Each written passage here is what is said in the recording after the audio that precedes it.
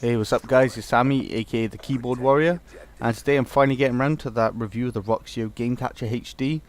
I did actually do it yesterday, but I had a look at the video camera I'm using and it looked pretty rubbish, and I had no game footage, and I thought it's probably better if you do actually see the product you're going to end up with, rather than, you know, seeing the same Roxio HD thing over and over again. So I've redone it again anyway.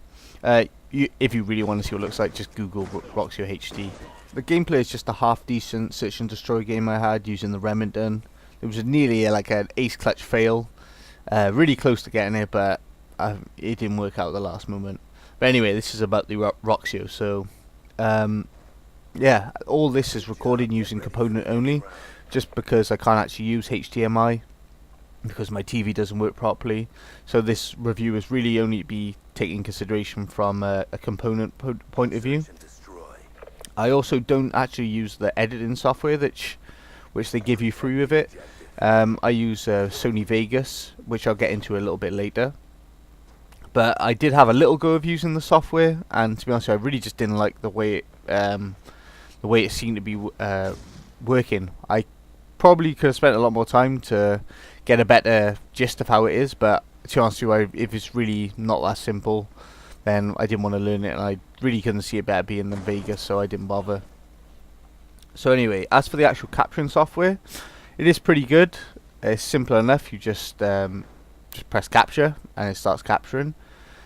But there's a couple of problems with it though. There's like a 2-second delay. Not really a massive problem, but I guess it's to sort of make capturing a little easier because you are capturing HD. The biggest problem I have with the capturing is the fact you can only capture in M2TS format, which is, I guess there's nothing wrong with the format, but the biggest problem for me is that it doesn't work very well with Sony Vegas, so I actually have to convert it into another file format so I can use it in Vegas. This isn't a problem for if you're using the normal software, but if you're using Vegas, then beware that you're going to have to, I think I use M2TS converter, so if you end up in the same situation, then go and use that. And it's just another step in the chain which, you know, just detracts away from making the video if you've got to be converting files, which doesn't take that long. But if you just want to make a video quite fast, then it's just another step in that you don't really need to take if they give you more options to recording. As for the actual streaming straight to Twitch software, I didn't really think it worked that well. It seemed to be really blocky, and I had a better time doing it sort of manually using open broadcast software.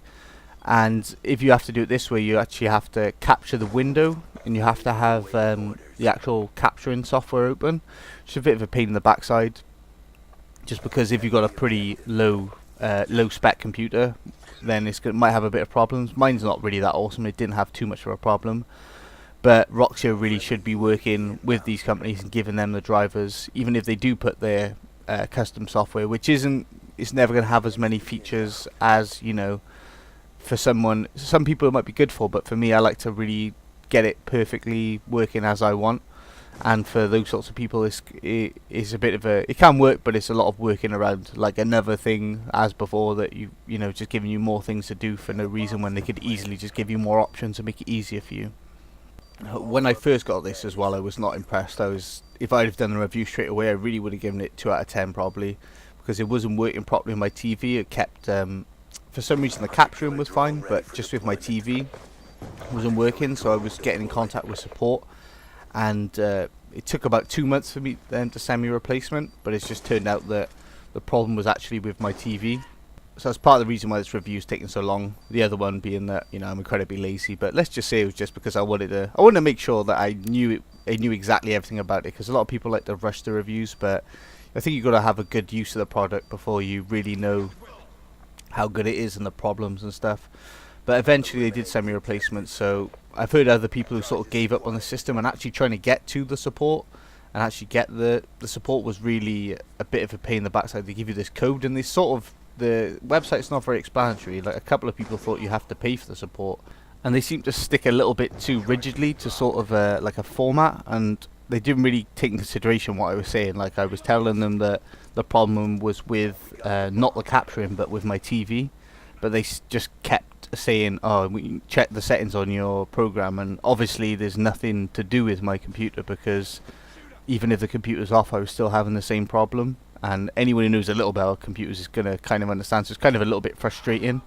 And they even wanted to like do like a remote session where they took control of my computer, but because of how late it is where they're doing it, it ended up being like 2 o'clock, 3 o'clock in the morning here where I live. So eventually I think someone finally realized, hang on a minute, you know, this is not actually going to help this guy by doing this.